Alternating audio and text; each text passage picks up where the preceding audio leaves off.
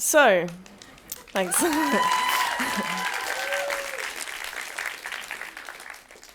So, in April this year, this photo was taken of me at an EDL demo in Birmingham. It kind of spanned lots of press and media, trended on various platforms and things. And at the time, I was labelled as an activist. And at one point, it almost became synonymous with my name. So it was Saffiyah Khan, activist, Brummy, activist, pictured in photo. And at the time, I couldn't work out why it was that I felt almost uncomfortable introducing myself like that or being labelled as that. And I'm going to go into a little bit about that in this talk today. And that's completely contradictory to why I've put activist in my bio on Instagram, but that's purely business. So I work now as a photographer. And obviously the photographer of this, Joe Giddens, did a really amazing job.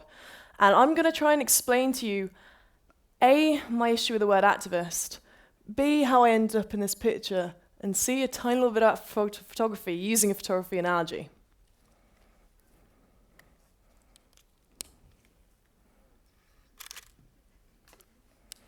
So I've just taken a picture of you all. And that leads to two questions, sorry. It leads to two questions. First of all, what process led to me taking that picture I've just took of all of you now? And the second question is, what process led up to me being in that picture? And how are they similar? So for me, I split it down to 4 steps. Step 1, that's me at 14. I started getting politically engaged.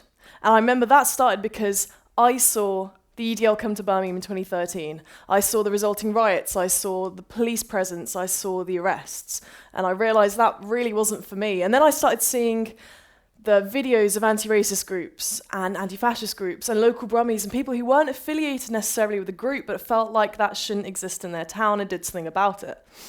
And that's when I focused in, the same way you can focus in with a camera. I realised what it was to me that was really important. I became politically engaged. I decided what my work, my political journey was going to head towards.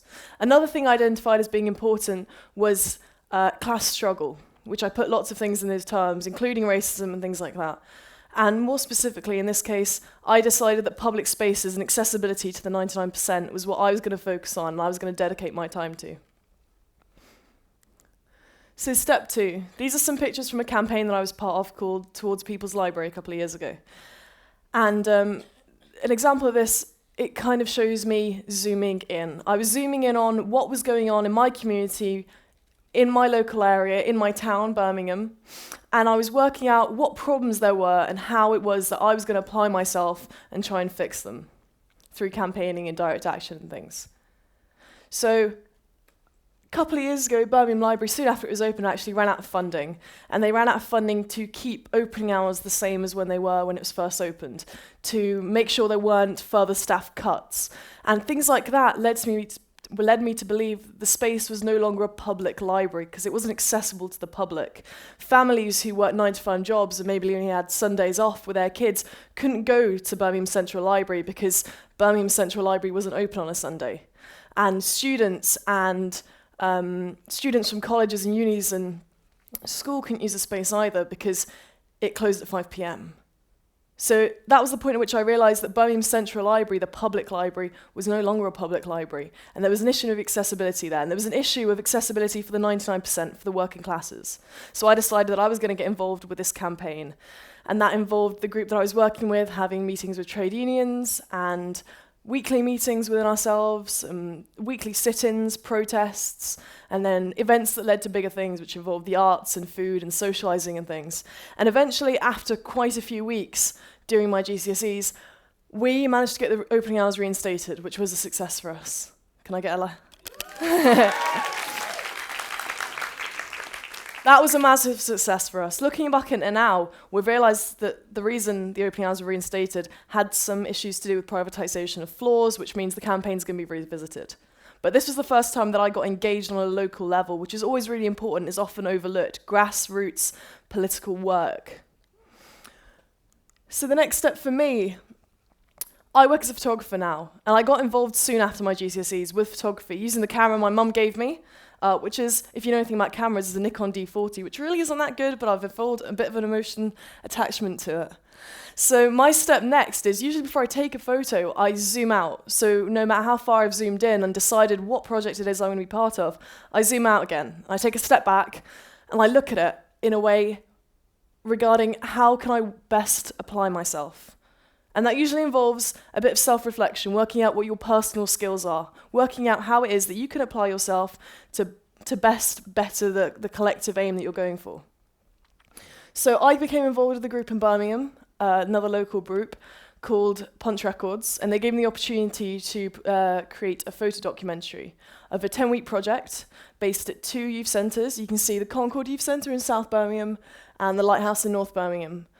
And I worked for 10 weeks in the background as kids started this project with little performance experience, little, kind of professional skills, but they all had an interest in music, to the point where 10 weeks down the line, they're performing at the Smethwick Mellow, which you can see in the top picture. And that was an amazing experience to follow down and see the progress of these young people. And that was me applying myself in the best way that I knew how as a photographer, offering my skills up to a community project. And the project itself was really important to me as well, because, again, it was young kids who maybe wouldn't have always had the same opportunities because they went to youth centres, getting the opportunities that everyone else should be able to get. And it means it was a project involving accessibility. And after that, so quite recently, it clicked for me, the same way a shutter does. It clicked for me why it was that I was uncomfortable being labelled an activist. And I can explain it now in a way I wasn't able to before, and I can articulate it. I don't think the word activist should exist, and that's quite a bold statement because we always associate it with positive things. But why is that? It's because the term activist exists to describe people that are more active in the community, more active in society. And I don't think that should exist, just as a term. I think everyone should have some knowledge of what's going on grassroots in their communities, some engagement, some intention to better things, and a selflessness. And I think everyone's capable of that as well. So the picture taken of me could have been anyone. It was completely due to chance, and in my utopia, it would be due to chance, because everyone had the same opportunity. So I say, be active, not an activist. Thank you.